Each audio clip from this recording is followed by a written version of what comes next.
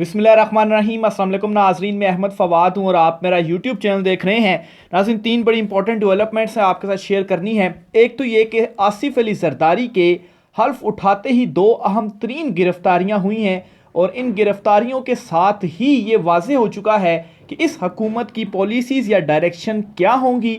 ना सिर्फ इतना ही बल्कि सुप्रीम कोर्ट ऑफ पाकिस्तान में भी इंतहाई अहम तब्दीली हुई है। चीफ जस्टिस कादी फ़ैज़ ईसा साहब की जानिब से अदालत लगा ली गई है और अदलिया के इस एक्शन के बाद अदलिया की भी जो पोजीशन होगी या जो डायरेक्शन होगी ख़ास तौर पर इस हकूमत के आने के बाद वो भी क्लियर हो जाएगी। अदलिया में क्या चल रहा है, कुछ इंपॉर्टेंट तफसीलात इस हवाले से भी आज के व्लॉग में आपके साथ में शेयर करूंगा। पाकिस्तान तहरीक इंसाफ का पावर शो था आज, इस पावर शो से रिलेटेड भी कुछ तफसीलात हैं वो भी आपके साथ में शेयर करूंगा। ख़ास तौर पर इमरान खान साहब ने अहम तरीन ऐलान किया है कि 23 मार्च को जलसा करेंगे इस्लामाबाद में और इस ऐलान के बाद जो ताकतवरों के ऐवान हैं वहाँ पर थरथरी सी मच चुकी है। कुछ तफसीलात आपके साथ शेयर करूँगा। सबसे पहले तो नाज़रीन आपको जो बड़ी खबर है वो देनी है जी कि पाकिस्तान तहरीक इंसाफ का ये जो पावर शो था आज, एक तो कोई इसमें सरप्राइज़ वाली बात नहीं और मेरे ख्याल से कोई इसमें शक वाली बात भी नहीं कि इमरान खान साहब ने जब भी कॉल दी है आवाम निकली है और आज के पावर शो में भी यही हुआ कि हर तरफ जो आवाम थी वो निकली, पूरे मुल्क में जो आवाम थी वो निकली। लेकिन जो पाकिस्तान तहरीक इंसाफ का ये पुरअमन एहतजाज था, लेकिन इसके बावजूद दो इंपॉर्टेंट गिरफ्तारियां हुई हैं आज, एक सलमान अकरम राजा की और एक लतीफ़ खोसा। दोनों सीनियर कानूनदान हैं, इवन के दलील के साथ बात करते हैं।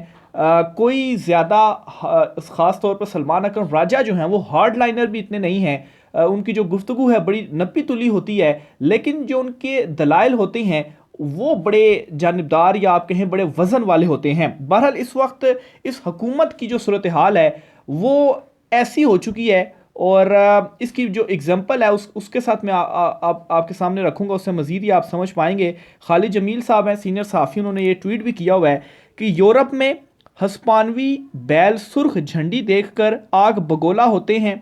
पाकिस्तान में कुछ लोग सुर्ख व सब्ज झंडा देखते ही हमलावर हो जाते हैं। इन लोगों को हस्पानवी स्टाइल बैल लड़ाई मुकाबलों में भेजा जाए, मुमकिन है पाकिस्तान के लिए गोल्ड मेडल ही जीत लाएं। तो बिल्कुल परफेक्ट एग्जांपल इस वक्त बैठती है जो कि खालिद जमील साहब की जानिब से दी गई है कि जो हस्पानवी बैल हैं यूरोप में, वो एक मुकाबले होते हैं ना कि एक बैल होता है और वो सुर्ख झंडी लेकर एक शख्स जो है वो खड़ा होता है और वो बैल आता है उस सुर्ख झंडी के पीछे असल में भागता है और टक्कर मारने की कोशिश करता है, लेकिन जो है वो उसको टक्कर मारते ही वो आगे चला जाता है। तो इस वक्त जो मौजूदा सूरत हाल यहाँ पर चल रही है वो ये है जी कि सुर्ख और सब्ज़ यानी कि पाकिस्तान तहरीक इंसाफ का जो झंडा है वो जहाँ पर ये लोग देखते हैं तो उसके बाद इसके ऊपर हमला करने की जो कोशिश है वो करते हैं। यानी कि पाकिस्तान तहरीक इंसाफ का आज जो पावर शो था आज भी कुछ तब्दील नहीं हुआ और आज भी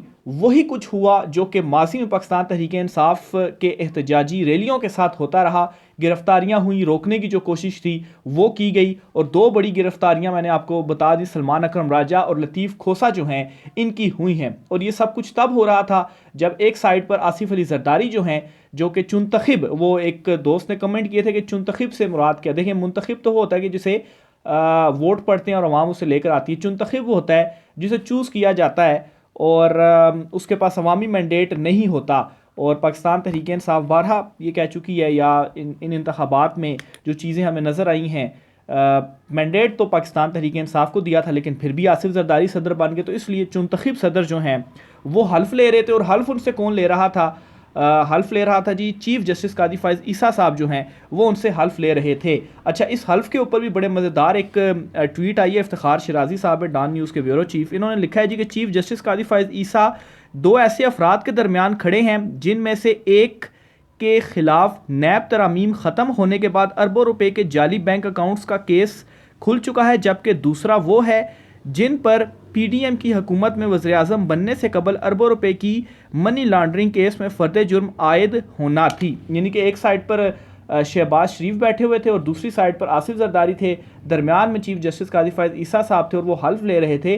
आसिफ जरदारी से। तो इस माहौल के अंदर ये जो हल्फ है वो हुआ है। बहरहाल चीफ जस्टिस काजी फाइज ईसा साहब जो हैं उनका भी मामला मनी ट्रेल वाला खुला था और जो रेफरेंस था सुप्रीम कोर्ट ऑफ पाकिस्तान में इनके अगेंस्ट चला वो भी सबके सामने है, वो भी एक हकीकत है।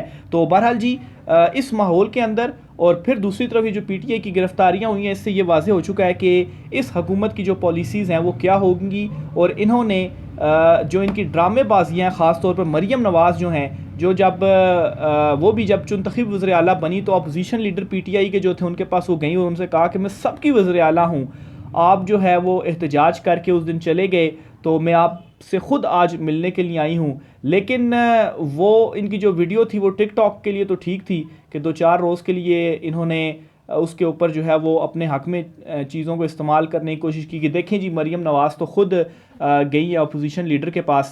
लेकिन इनकी जो ड्रामेबाजियाँ हैं वो एक्सपोज आज होकर सामने आ गई हैं कि पुरअमन रैली थी और सलमान अकरम राजा और लतीफ़ खोसा की जो गिरफ्तारी है इनके सारी ड्रामेबाजी जो है वो एक्सपोज हो चुकी है। फिर इसी तरीके से नाजरीन पाकिस्तान तहरीक इंसाफ ने ऐलान किया है जी कि 23 मार्च को वो जलसा करेंगे और इस्लामाबाद में वो जलसा करेंगे। इस हवाले से इंतज़ामिया से इजाज़त ली जाएगी, लेकिन इंतज़ामिया जो है वो मेरा नहीं ख्याल कि इजाज़त देगी, क्योंकि इस हुकूमत के बनते साथ ही जो गिरफ्तारियां हुई हैं तो इससे आगे का नक्शा जो है वो भी क्लियर हो रहा है कि आगे ये क्या करेंगे। बहरहाल अगर इंतज़ामिया ने इजाज़त ना दी तो अदालतों में मैटर जाएगा। अब देखेंगे फिर इस मामले में इस्लामाबाद हाई कोर्ट जो है वो क्या करती है और अदालतों के अभी तक के फैसले भी आपके सामने ही हैं। बहरहाल ये बड़ा ऐलान है जो कि किया गया है पाकिस्तान तहरीक इंसाफ की जानिब से 23 मार्च को। और इस वक्त सिचुएशन ये है कि कोई भी जलसा या एहतजाज करना हो तो पीटीआई के साथ तो लोग निकलते हैं और 23 मार्च का जलसा करना और वो भी इस्लामाबाद में, तो ये एक बड़ा ब्रेक थ्रू भी आप इसको कह सकते हैं। लेकिन एक बड़ी कंपेन का ये आगाज़ भी होगा, ख़ास तौर पर रमज़ान भी होगा, रमज़ान मुबारक भी, क्योंकि एक 2 रोज़ में शुरू हो जाएगा रमज़ान मुबारक में ये जलसा करना। और फिर उस वक्त अगर रमज़ान में भी यही कुछ हुकूमत की जानिब से किया गया तो फिर तो ये लोग पक्के कन्फर्म मारे गए। बहरहाल जी एक चीज़ तो ये हो गई। दूसरी तरफ नाज़रीन चीफ जस्टिस काजी फाइज ईसा साहब की जानिब से भी एक आज अहम फैसला सामने आया है सुप्रीम कोर्ट ऑफ पाकिस्तान से, और वो ये है कि सहाफ़ियों वाला जो मुकदमा था और जिसमें GIT वगैरह बनाई गई थी वो कल समाअत के लिए मुकर्रर किया जा चुका है। अब इस मुकदमे की जो कल की समाअत होगी ये आगे बता देगा कि अदलिया का मूड या चीफ साहब का जो मूड है वो क्या होने जा रहा है, और सहाफ़ियों के हवाले से भी क्लियर हो जाएगा कि इनके साथ क्या होगा। क्योंकि नोटिस आए असद तूर इमरान रियाज खान साहब को गिरफ़्तार किया गया। इमरान रियाज खान साहब की तो बेल हो गई है, लेकिन असद तूर जो है वो जुडिशल पर हैं, उनकी ज़मानत के लिए जो दरख्वास्त दी गई थी उस पर भी अब बुध वाले दिन समाअत होगी। तो बहरहाल कल इसमें तब्दीली एक ये हुई है सुप्रीम कोर्ट में कि पहले जो बेंच 1 था चीफ जस्टिस काजी फाइज ईसा, जस्टिस मोहम्मद अली मज़हर और जस्टिस मुसरत हिलाली, वो बेंच में नहीं होंगे। अब बेंच चेंज है, चीफ जस्टिस काजी फाइज ईसा और जस्टिस इरफान सादात जो हैं ये 2 रुकनी बेंच होगा जो कि इस केस की जो समाअत है वो करेगा। और इसमें जो GIT PTI सहाफ़ियों हमारी जानिब से ही जो सुप्रीम कोर्ट प्रेस एसोसिएशन है उन्होंने चैलेंज की हुई है कि ऐसे कैसे GIT बन सकती है। और ख़ास तौर पर इमरान रियाज और असद तूर वाला मैटर, ज़ाहिर सी बात वो सारे फिर इसी में डिस्कस होंगे। और ख़ास तौर पर असद तूर वाला अगर मामला देख लें तो चीफ जस्टिस काजी फाइज ईसा साहब के अगेंस्ट जब रेफरेंस आया था तो तब यही असद तूर थे जो इसी तरह की बातें करते थे जो आज वो कर रहे हैं। ये कोई नया मामला नहीं है, पहले भी वो इसी तरीके से बोलते थे, पहले भी वो यही बातचीत करते थे और उनका पहले भी यही अंदाज़ था। तो उस वक्त तो काजी साहब या उनकी जो अहलियाँ थी वो इवन के असद तूर के घर भी गई, उनसे जब उन्हें मारा गया तो इज़हार एकजहती किया, वो आर्टिकल 19 वाला एक मग भी उनको दिया। लेकिन अगर वो उस वक्त सब ठीक कर रहे थे इसी वजह से तो काजी साहब उनके घर भी गए थे, तो ऐसा कैसे हो सकता है कि सेम असद तूर सेम बातें वो अब कर रहे हैं तो अब वो गलत हैं। तो एक चीज़ हो सकती है, या तो पहले गलत थे या वो अब गलत हैं। और अगर वो अब गलत हैं तो फिर पहले क्यों उनके साथ ख़ुद चीफ जस्टिस काजी फाइज ईसा मौजूदा जो है वो उनके घर गए और उनके साथ वो खड़े हुए। तो बहरहाल ये इम्पोर्टेंट सवालात हैं जो कि रेस तो होंगे ही, बातें तो होंगी। और ज़ाहिर सी बात है एक जर्नलिस्ट है, उसने अगर तनकीद या जो इजहार है या जो गुफ्तगू है, जो बात है मामलात के ऊपर, जो फैक्ट्स हैं वो तो शेयर करना ही है, उन पर तो बात होनी ही होनी है। तस्हीक का जो मैटर है, ठीक है, तस्हीक तो नहीं करनी चाहिए, लेकिन बात तो होगी मामलात के ऊपर, ज़ुबान बंदी बिल्कुल तो नहीं की जा सकती। तो बहरहाल कल ये इंपॉर्टेंट मामला है जिससे एटलीस्ट इस मामले की हद तक ये पता चल जाएगा कि अदालती मूड क्या है। फिर कल जो है वो सिर्फ यही नहीं बल्कि इमरान खान साहब बुशरा बीबी के हवाले से भी जो नेक्स्ट वीक आ रहा है वो बड़ा इंपॉर्टेंट है, क्योंकि दीगर मुकदमात जो हैं वो भी इस्लामाबाद हाई कोर्ट में जो इमरान खान साहब के हैं वो होंगे, तो उसमें भी देखना है कि उसमें अब अदालतें जो है वो क्या करती हैं। बहरहाल दूसरी तरफ भी एक इम्पॉर्टेंट जो डेवलपमेंट है वो हुई है, और जस्टिस मुज़ाहिर अकबर नकवी जो हैं उनको जो सज़ा सुनाई गई थी, उनके जो सुप्रीम जुडिशल कौंसल था उन्होंने उनको सज़ा सुनाई और बेसिकली राय उन्होंने दी और उन्हें मुर्तकिब करार दिया कि वाकई ये मिसकंडक्ट के मुर्तकिब हुए हैं। उसके कुछ मदरजात मज़ीद भी सामने आए हैं, कुछ मैंने लास्ट व्लॉग में भी एक रोज़ कबल मैंने किया था, उसमें एक और इम्पॉर्टेंट चीज़ ये भी सामने आई है कि जस्टिस मुज़ाहिर अकबर नकवी जो हैं, जस्टिस रिटायर, इनके साथ जज या जस्टिस का जो लफ्ज़ है वो ना लिखा जाए, क्योंकि अगर जज रिटायर हो जाए तो फिर भी जस्टिस रिटायर लिखा जा सकता है, उनको कहा जाता है जस्टिस रिटायर, लेकिन ये अब कह दिया है कि मुज़ाहिर अकबर नकवी के साथ जज का जो लफ्ज़ है वो भी नहीं लिखना, क्योंकि मिसकंडक्ट के मुर्तकिब पाए हैं। बहरहाल इस पर जो मुज़ाहिर अकबर नकवी है उनका ये मौक़िफ़ है कि वो आगे चलकर इस मामले को चैलेंज करेंगे और उनके जो ख़िलाफ़ जो कार्रवाई हुई है एक किस्म का उन्हें भी फेयर ट्रायल नहीं दिया गया। तो बहरहाल एक और इम्पॉर्टेंट डेवलपमेंट थी। फिर इसी तरीके से सुप्रीम कोर्ट ऑफ पाकिस्तान में भी कल हल्फ बर्दारी है और नए जो तैनात होने वाले जज हैं नईम असगर अवान, उनकी हल्फ बर्दारी होगी कल। सबसे पहले उनकी हल्फ बर्दारी होगी, चीफ जस्टिस काजी फायद ईसा जो हैं उनसे हल्फ ही लेंगे। तो इस तरीके से जस्टिस सरदार तारिक मसूद रिटायर हो चुके हैं और एक नए जज की जो तैनाती है वो हो चुकी है। ये जो दो ख़बरें हैं इनकी थोड़ी सी डिटेल में आपके साथ शेयर कर देता हूँ। जो लतीफ़ खोसा और सलमान अकरम राजा की गिरफ्तारी की है, तो पाकिस्तान तहरीक इंसाफ की कॉल पर मुल्क के मुख्तलिफ शहरों में कारकुनों ने इंतखाबात में मुबैना धांधली के खिलाफ एहतजाज किया।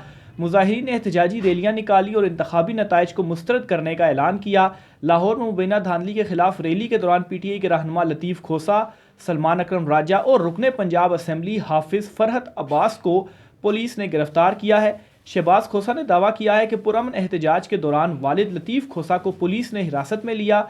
वालिद को गिरफ्तार करने के बाद पुलिस कहाँ लेकर गई कुछ मालूम नहीं है। अच्छा, ये एक और इसको तशवीशनाक खबर ही कह सकते हैं कि पुलिस ने गिरफ्तार किया और कहाँ पर लेके गई है ये कुछ अब मालूम नहीं है।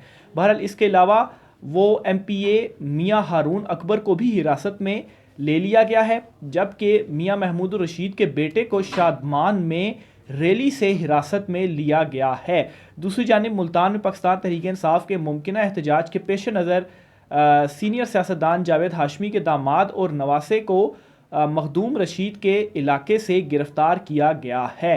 तो ये जी आज कुछ मज़ीद जो गिरफ़्तारियाँ हैं वो हुई हैं। एक तरफ जो इनके दावे हैं वो क्या हैं, और दूसरी तरफ जो पाकिस्तान तहरीक इंसाफ है इनको पुरअमन एहतजाजी रैली भी नहीं निकालने दी जा रही। लेकिन जैसा कि पहले भी मैंने आपको बताया कि 23 मार्च को जलसे का ऐलान किया है और पाकिस्तान तहरीक इंसाफ ये डिसाइड कर चुकी है कि उन्होंने जो है वो अब बैठना नहीं है, वो बिल्कुल एहतजाज करेंगे। जो मुबैना धांधली उनके साथ हुई, जो सीटें उनसे छीनी गई और जिस तरह से ये हुकूमत है वो बनाई गई, और ना सिर्फ ये हुकूमत बनाएगी बल्कि ये हुकूमत भी किस तरह से बनाएगी, असम्बली इजलास किस तरीके से बुलाए गए, असम्बली पूरी नहीं थी फिर भी इजलास हुआ। पाकिस्तान तहरीक इंसाफ की जो मखसूस नशिस्तें थी वो दूसरों को अलाट की गई और फिर उनका जो हल्फ था वो भी लिया गया। फिर उसके बाद अदालती फ़ैसला भी मौजूद था, हल्फ से रोका था, फिर उसके बावजूद भी हल्फ लिया गया। तो ये तमाम तर पामालियाँ जो थीं इसके साथ ये हुकूमत इस वक्त आगे बढ़ रही है और वो बिल्कुल जो है वो ये हुकूमत PDM की उस PDM जो पहली 16 माह की बनी थी PDM 2, ये बिल्कुल उसका तसल्लुत है। उस वक्त भी तमाम तर चीज़ों को पामाल करते हुए जी कि बस हम हैं और हम ही बदमाश हैं और जो कुछ हम करेंगे वही कुछ होगा। उस वक्त भी सुप्रीम कोर्ट के अहकामात नहीं माने गए और अब भी जो अहकामात हैं वो नहीं माने गए। तो बहरहाल जी इसी तरह से आखिरी खबर भी आपको देता चलूँ जी कि नून लीग ने वफाकी काबीना के लिए नाम फाइनल कर लिए हैं और इसहाक डार को वज़ीर ख़ारजा, जलील अब्बास जिलानी मुशीर ख़ारजा, तारिक फ़ातमी को मुआवन खसूसी, औरंगज़ेब ख़ान को मुशीर ख़ज़ाना, शमशाद अख्तर को मुआवन खसूसी बराए ख़ज़ाना, बनाया जाएगा, जबकि जो मोहसिन नकवी हैं उनको मुशीर ख़जाना बनाने का फ़ैसला किया गया है। ख्वाजा आसिफ को वज़ारत दिफ़ा, अताउल्लाह तारड़ को वज़ीर इत्तलात व नशरियात, मुसद्दिक मलिक को वज़ारत तवानाई का कलमबंदान जो है वो सौंपा जाएगा। एहसन इकबाल वज़ीर मनसूबा बंदी होंगे। अहद चीमा जो है वो मुशीर बराए एस्टेब्लिशमेंट तैनात होंगे। तो ये नाज़रीन आज की कुछ आम तरीन तफसीलात थी। राय का इज़हार कीजिएगा। इजाज़त दीजिए। अल्लाह हाफ़िज़।